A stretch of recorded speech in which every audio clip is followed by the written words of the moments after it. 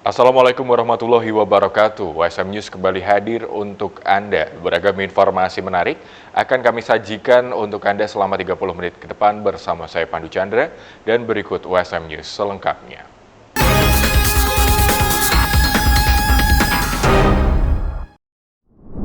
Ketua Pembina Yayasan Alumni Universitas Diponegoro sekaligus ahli lingkungan Profesor Sudarto meluncurkan 2 buku terbarunya dalam rangka peringatan Hari Bumi. Buku yang berjudul Manajemen Lingkungan Bagian Keempat dan Bisnis Berkelanjutan Teori dan Implementasi ini berisi mengenai pandangannya terhadap pembangunan yang berkelanjutan serta memberi manfaat bagi semua masyarakat.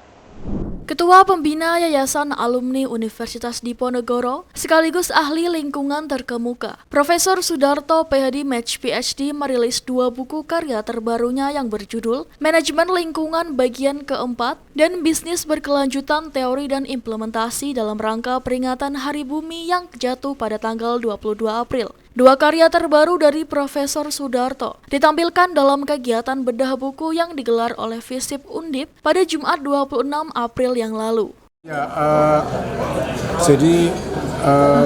ada 2 buku yang dibedah. Satu adalah manajemen lingkungan bagian keempat, berseris begitu ya. Lalu yang kedua adalah bisnis berkelanjutan, teori dan implementasi. Jadi kalau Bung Haryanto ngomong manajemen lingkungan itu bagaimana aspek lingkungan diinternalisasikan dalam kebijakan publik. Kalau bisnis berkelanjutan adalah bagaimana aspek lingkungan diinternalisasikan dalam kebijakan perusahaan atau bisnis begitu. Nah, dua-duanya itu muaranya adalah pembangunan berkelanjutan regeneratif, pembangunan yang memberikan manfaat kepada banyak orang sekaligus menyembuhkan luka di bumi. Jadi ini sekaligus memperingati Hari Bumi, juga menandai purna tugas saya sebagai dosen. Sekarang usianya 70 tahun, sudah lansia dewasa. Melalui 2 karya barunya, yang juga menjadi penanda purna tugas sebagai dosen di usia ke-70, Profesor Sudarto juga berharap melalui 2 buku yang diseminasi itu dapat menjadi referensi bagi mahasiswa, akademisi, maupun bagi para pengambil keputusan yang berkaitan dengan kepentingan publik maupun bisnis menuju ke pembangunan yang berkelanjutan.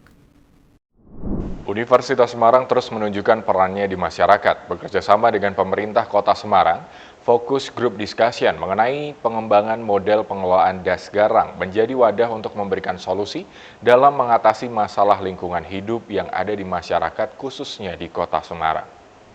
Menggandeng pemerintah Kota Semarang, Universitas Semarang menggelar diskusi kelompok terpimpin atau fokus group discussion tentang pengembangan model dinamis pengelolaan tutupan lahan das garang melalui metode integrasi sistem ekologi dan sosial. FGD ini juga menjadi pelaksanaan fungsi Tridharma perguruan tinggi di bidang pendidikan, penelitian, dan pengabdian masyarakat yang dilangsungkan Jumat lalu di ruang Komisi CD Kompleks Balai Kota Semarang.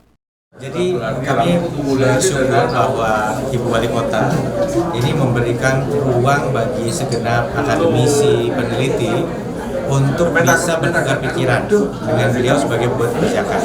Dan budaya ini yang sudah dibangun oleh Bu Wali ini ternyata nyambung dengan apa yang kami lakukan di lingkungan organisasi yang namanya EROP, Eastern Regional Organization for Planning and Human Settlements, organisasi internasional yang dalam kesempatan ini kami bekerja sama dengan Universitas Semarang untuk ikut memberikan urun pikiran mengenai penanganan das garang, di mana dari hasil tersebut ini mudah-mudahan memberikan penguatan motivasi bagi Bu Wali bahwa langkah-langkah beliau selain kan selama ini penanganan pompa, penanganan sungai, saluran, tembok dan itu memang penting, tetapi yang akan membangun proyeksi tingkat erosi jangka panjang itu lebih bisa dikendalikan adalah indeks vegetasi.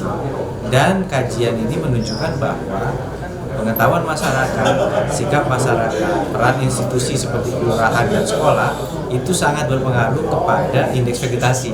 FGD ini menghadirkan dua narasumber, yakni Presiden IROP atau Eastern Regional Organization for Planning and Human Settlements, Dr. Haji Emil Elestianto Dardak Bebus MSc PhD, dosen perencanaan wilayah dan kota USM, Dr. Bambang Sudarmanto STMT, serta Wakil Dekan Fakultas Teknik USM, Ferry Firmawan STMT PhD sebagai pemandu. Apresiasi juga datang dari Wali Kota Semarang. Pasalnya kegiatan ini menjadi langkah positif dalam mengatasi masalah lingkungan hidup, juga intensitas kolaborasi antara pemerintah akan ditingkatkan.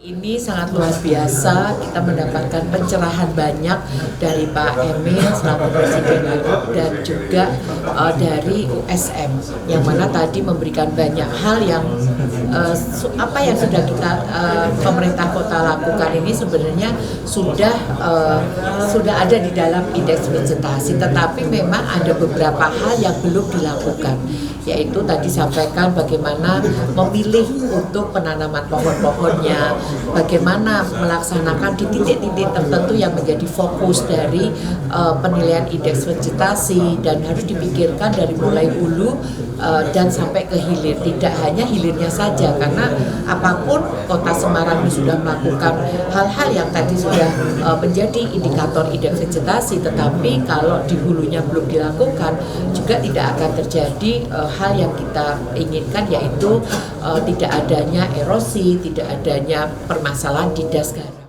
Timnas U23 harus mengakui keunggulan Uzbekistan usai 2 gol tanpa balas. Pada pertandingan semalam, banyak warganet yang meluapkan kekesalannya terhadap wasit di platform X. Indonesia akan dijadwalkan bertemu dengan Irak untuk memperebutkan juara ketiga pada Kamis mendatang.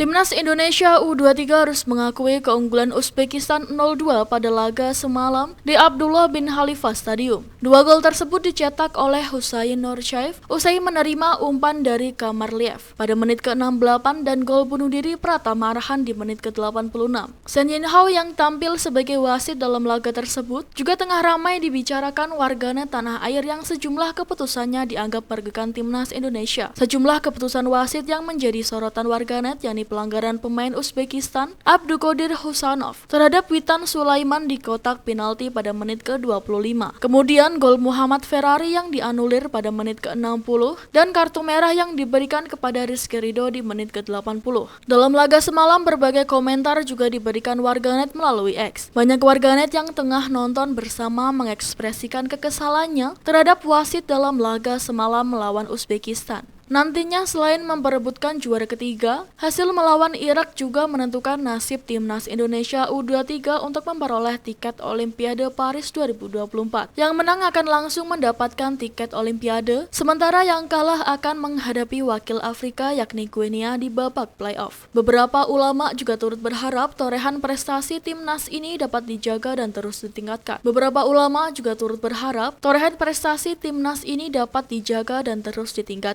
Sepak bola itu adalah teamwork ya, teamwork. Jadi tidak ada satu yang kemudian lebih diunggulkan dibanding dengan yang lain. Karena tanpa yang lain tidak ada artinya. Iya kan gitu. Jadi yang pokok adalah teamwork itu bisa bekerja sama dalam membangun kekuatan menyerang dan kemudian membaca peluang-peluang dan akhirnya bisa memenangkan pertandingan. Tentu ini harapan kita semua bahwa dalam kontes nasional maupun internasional, Timnas ini bisa memberikan yang terbaik. Jadi capaian-capaian prestatif melalui apa yang dicapai oleh Timnas ini tentu harapan kita semua, sehingga bagaimana mengokohkan dan mengukuhkan martabat bangsa Indonesia melalui capaian prestasi ini saya kira menjadi doa kita bersama. Masih kembali bersama kami di USM News. Pemirsa, Ikatan Sarjana Nahdlatul Ulama atau ISNU Jateng memperkuat sinerginya melalui halal bihalal beberapa waktu yang lalu. Kegiatan yang dihadiri 50 anggota pengurus itu juga turut menjadi wadah untuk membahas berbagai program kerja ISNU ke depan. Keluarga Besar Ikatan Sarjana Nahdlatul Ulama atau ISNU Jateng menggelar silaturahmi halal bihalal bersama dengan anggota pengurusnya. Dalam momen ini, Ketua ISNU Jateng Dr. Fahrudin Aziz berharap agar sinergi dapat terus terjalin dalam kepengurusan ISNU Jateng. Jadi pertama, kita memanfaatkan momen bahwa di suasana Syawal ini kita ingin bagaimana kemudian pengurus wilayah Ikatan Sarjana Nahdlatul Ulama ini bisa bertemu, memanfaatkan momentum yang luar biasa ini untuk bisa membangun satu sinergi, tidak sebatas hanya bermaaf-maafan, tetapi bagaimana kemudian momentum ini kita manfaatkan, mempererat silaturahim sekaligus membicarakan tentang persoalan-persoalan organisasi. Jadi momentum ini lebih pada bagaimana dengan silaturahim yang kokoh ini kita bisa membicarakan banyak hal terkait dengan program-program ISNU ke depan itu. Saya kira ini menjadi momentum yang penting sebab pasca Lebaran ini memang kita akan fokus bagaimana kemudian database ini bisa kita mulai dan juga konsolidasi organisasi melalui pembentukan cabang-cabang di seluruh wilayah Jawa Tengah ini dapat kita realisasikan. Nah, momentum inilah kemudian yang kita jadikan sebagai kesempatan untuk bagaimana kita merumuskan langkah-langkah tepat, taktis dan strategis sehingga upaya untuk mendinamisasi Jam'iyah Nahdlatul Ulama melalui ISNU ini dapat berjalan secara efektif. Saya kira itu. Dalam kegiatan itu turut hadir para anggota pengurus ISNU, Ketua Dewan Ahli Profesor Abu Hafsin PhD, Profesor Abdul Jamil sebagai Dewan Penasehat sekaligus memberi tausiah, juga Rektor USM Dr. Supari yang menjadi Dewan Penasehat ISNU Jateng. Dalam ceramahnya, Profesor Dr. Haji Abdul Jamil yang merupakan Rektor Unisnu Jepara turut menyampaikan agar silaturahmi dan bertegur sapa juga untuk bersinergi dalam membangun bangsa. Itu karena kita berkesempatan untuk bertemu dengan sesama pengurus ISNU, maka kita pakai kesempatan untuk pertama silaturahim. Lalu saling kita bersapa tentang kabar masing-masing karena boleh jadi di antara kita dipisahkan oleh profesi, oleh waktu, sehingga saatnya kita ada unsur nostalgia. Tapi juga ada unsur bagaimana kita berpikir ke depan. Karena bagaimanapun juga ISNU harus ambil bagian dalam proses membangun bangsa dengan modal latar belakang mereka yang isinya sarjana-sarjana dari berbagai bidang disiplin ilmu. Jadi saya berharap bahwa ini menjadi batu pijakan kita untuk merekatkan barisan antar kita dalam rangka untuk membangun bangsa ke depan.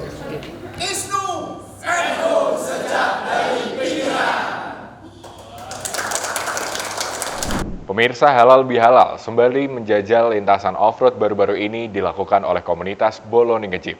Kegiatan yang diikuti 70 mobil Jeep dari berbagai daerah di Jawa Tengah ini menjadi agenda tahunan untuk menjalin silaturahmi antar anggota komunitas yang memiliki tagline dari lumpur jadi sedulur ini.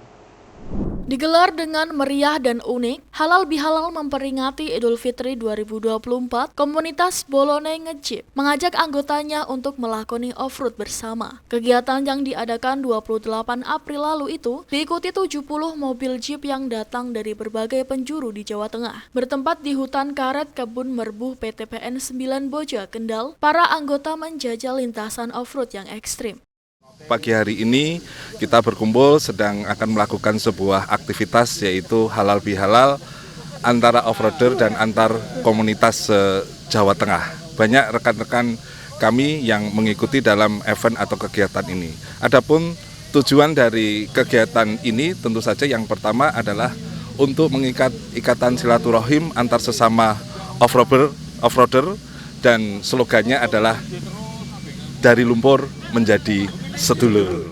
Kegiatan yang menjadi agenda tahunan dari Bolone Nge-Jeep ini juga mengajak anggota keluarga untuk dapat merasakan keseruan off-road. Hadir dalam acara itu Wakil Bupati Kendal Windu Suko Basuki yang turut menjajal medan berlumpur menggunakan mobilnya.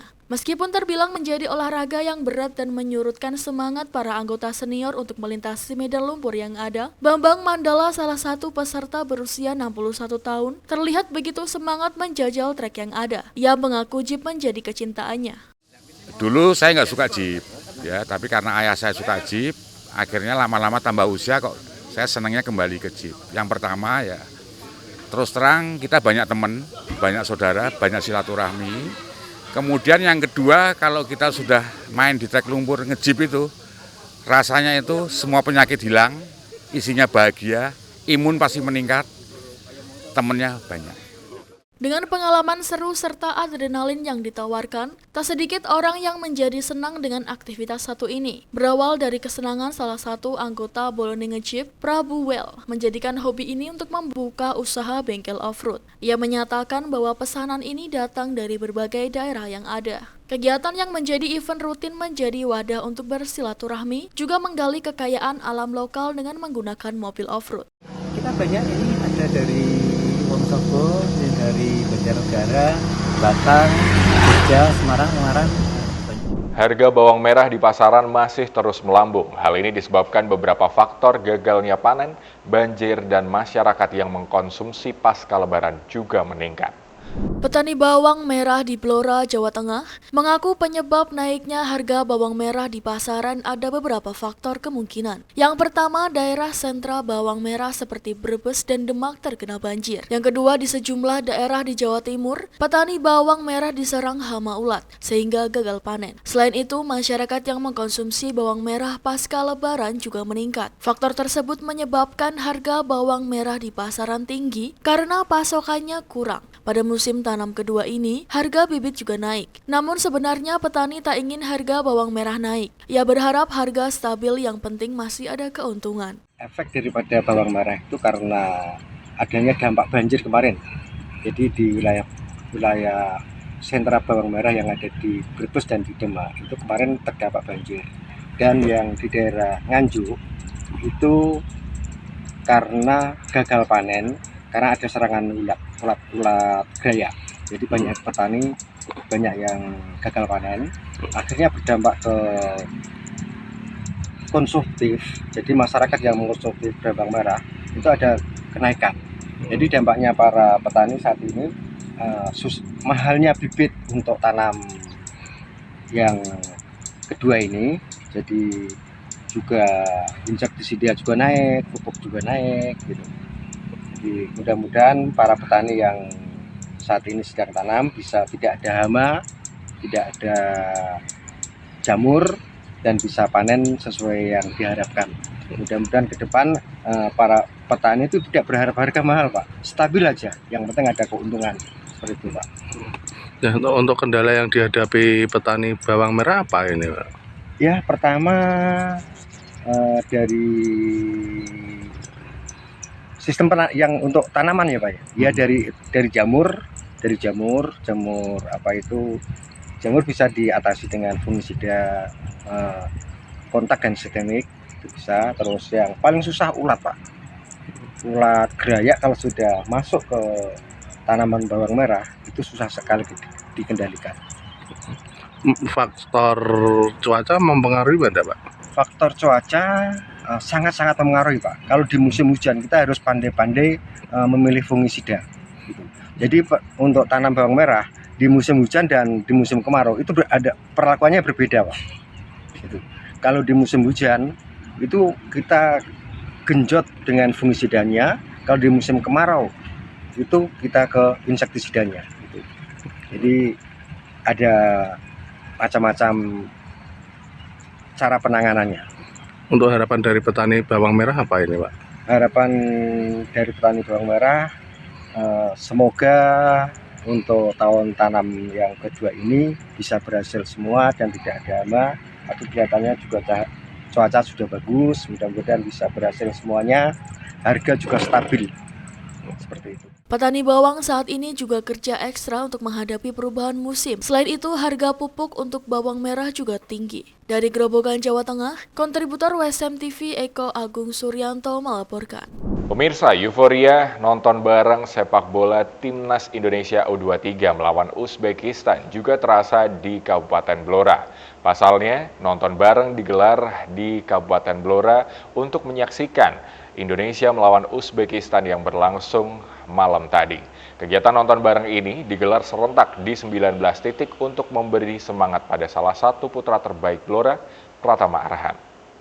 Persiapan nonton bareng Piala Asia usia 23 mulai digelar panitia di Blora, Jawa Tengah. Sebuah videotron besar berukuran 4x6 disiapkan di alun-alun Blora, atau tepatnya di depan rumah dinas Bupati Blora. Selain itu, juga akan ada panggung musik untuk menghibur masyarakat yang akan mengikuti nobar. Subkor Bidang Olahraga Dinas Pemuda Olahraga Kebudayaan dan Pariwisata, Widarto mengatakan untuk nobar kali ini tidak hanya akan digelar di alun-alun, namun juga di 19 titik di masing-masing kecamatan. Nobar ini untuk memberikan dukungan penuh kepada salah satu putra terbaik Blora, Pratama Arhan, yang akan bertanding bersama Timnas Indonesia. Nobar di alun-alun Blora nantinya juga akan dihadiri kedua orang tua Pratama Arhan bersama jajaran Forkopimda Blora. Pemkab sendiri juga telah menyiapkan door prize bagi warga yang akan mengikuti jalannya nobar nanti malam. Dari Pemkab Kabupaten Blora sampai Kabupaten Blora dalam rangka menyambut event gelaran Piala Asia U23 ini nobar sudah dilaksanakan sebelum semifinal ini. Bahkan di babak penyisian, kemudian di 8 besar dan di semifinal yang pertama ini selalu diadakan nobar. Ya, alhamdulillah nobar kali ini dilakukan juga diikuti di 16 kecamatan yang nanti di kecamatan-kecamatan itu dilaksanakan di pendopo dan halaman kantor kecamatan. Sedangkan untuk di kabupaten sendiri nanti dipusatkan di alun-alun ini, Mas. Ini ada videotron ukuran 4x6 yang dipersiapkan Bapak Bupati untuk menghibur masyarakat Blora dalam rangka mendukung Timnas U23 biar lolos ke Olimpiade di Paris, Pak. Nah, apalagi alhamdulillah sekali di situ putra daerah ada sehingga ya secara kita menghormati, secara bangga juga terhadap putra daerah. Ini beda dengan biasanya, Pak. Ini semakin besar pelaksanaan persiapannya itu. Pemirsa, negara-negara di Pasifik jadi arena perebutan pengaruh antara Amerika Serikat dan Tiongkok. Tak hanya terkecuali di Kepulauan Salomon yang baru saja menyelesaikan pemilu. Apalagi ini adalah pemilu pertama sejak negara itu menandatangani Fakta Keamanan dengan Beijing. Informasi ini sekaligus menutup perjumpaan kita di hari ini. Saksikan terus USM News hanya di USM TV. Saya Pandu Chandra dan seluruh kru yang bertugas pamit undur diri. Terima kasih. Wassalamualaikum warahmatullahi wabarakatuh. Guadalcanal, Kepulauan Solomon, tempat pasukan sekutu unggul atas Jepang di Pasifik selama Perang Dunia Kedua. Sekarang tempat ini menjadi medan pertarungan lainnya antara partai-partai politik yang menginginkan hubungan yang lebih dekat dengan Tiongkok dan mereka yang ingin lebih dekat dengan negara-negara demokrasi barat. Di provinsi terpadat ketiga, Makira, pengamat pemilu melihat antrean panjang para pemilih. If you compare to the previous elections, the number of people turning up for vote him higher than for the previous elections. Para pemilih mengatakan bahwa mereka menginginkan lebih banyak kemajuan dalam hal akses terhadap layanan kesehatan, pendidikan, dan kesehatan perempuan. Dan mereka menyadari pemilu ini jadi pertarungan geopolitik dua kekuatan besar. Ever since we connected with China, they helped us a lot in the development. Osem ting belum bisa levan nama osem. If we go towards China or Hasil penghitungan suara menunjukkan bahwa Partai Perdana Menteri Manasseh Sogavare, Our Party, yang pro-Tiongkok, gagal mendapatkan kursi mayoritas, sehingga memaksa mereka untuk membentuk pemerintahan koalisi. Tapi pengamat menilai Kepulauan Solomon belum tentu menjauh dari Tiongkok. Just because Sogavare may not win the election doesn't mean that things will shift back away from China, because we simply don't know what other players within the system China is supporting. Pemilu Kepulauan Solomon ini diamati dekat oleh Tiongkok, AS, dan mitra AS Australia karena potensi dampaknya terhadap keamanan regional. Kepulauan Solomon adalah satu dari belasan negara di kawasan Pasifik. Di kawasan ini, Amerika Serikat telah mempertegas pengaruhnya dengan sejumlah negara lain, seperti Federasi Mikronesia, Kepulauan Marshall, dan juga Republik Palau. Dengan 3 negara ini, Washington memiliki kerjasama bantuan dalam kerangka Compact of Free Association atau COFA yang telah berjalan sejak 1986. Namun Tiongkok juga terus memperkuat pengaruhnya. Dalam kunjungannya ke Pasifik baru-baru ini, Menteri Luar Negeri Tiongkok Wang Yi memperingatkan agar Pasifik Selatan tidak jadi fokus persaingan AS-Tiongkok. Pacific Island countries are the home of the people of this region. They are not the backyard of any major country. Namun para analis politik Amerika mengatakan bahwa kelanjutan kebijakan pro-Tiongkok Sogavare dapat menyebabkan pembatasan pergerakan kapal militer dan komersial dari Amerika dan sekutu di sekitar Kepulauan Solomon. The fact that the Chinese could have operations inside the Solomon Islands means that they would have an easier ability to surveil and to monitor U.S. and Australian and allied activity throughout the greater region. Dari Washington DC, Rio Tuasikal dan tim VOA.